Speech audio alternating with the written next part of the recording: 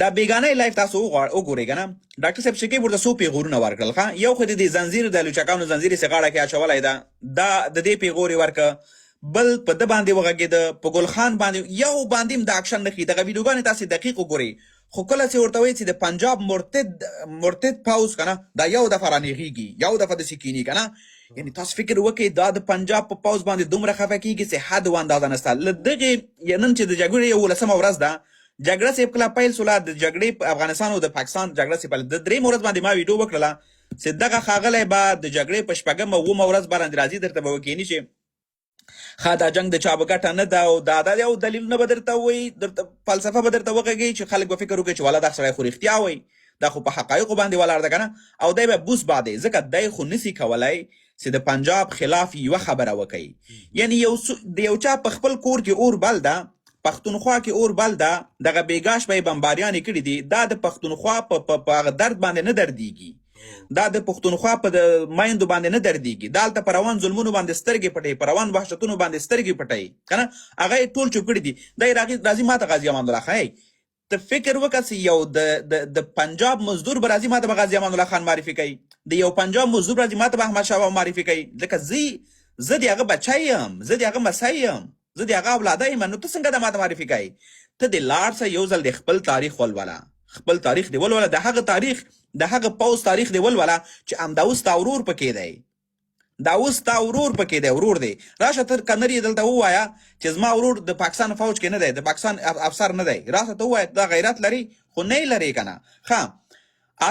هلته د پاکستان بیرغ په سینه باندې ټومبلی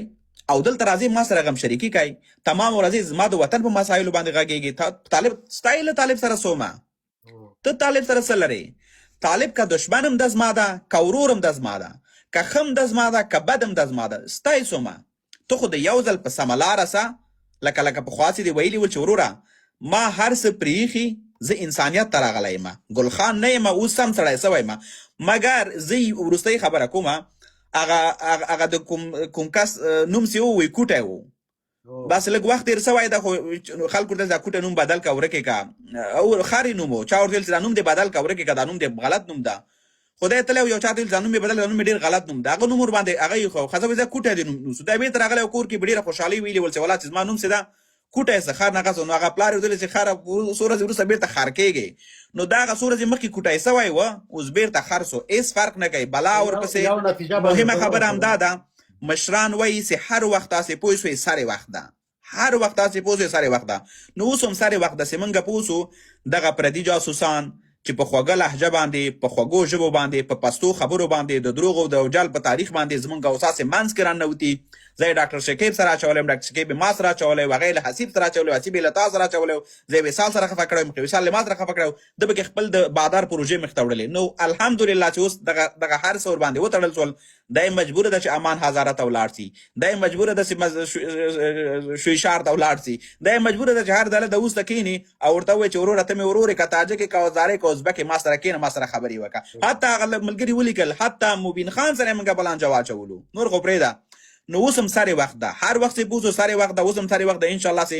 موږ به په ګډه سره خپل ورونه یو خپله مو خاوره ده وطن مو شریک ده خاوره مو شریکه ده هر څه مو شریک ده یوه وروستۍ خبر زه وبخښه دا خبرې مې لکه اوس راسره را اضافه سوې راغلی راته دا مهرباني وکړه دا یوه خبره ډېره جالبه کې ښه طالب زما دښمن ده یعنی سړی دومره احمق ده چې وروره که طالب ستا دښمن ده دا پنجاب داسې کېږي ته خو که دومره نه خو ته خو راشه کې نه وایي چې پنجاب زما دښمن ده ته وایې چې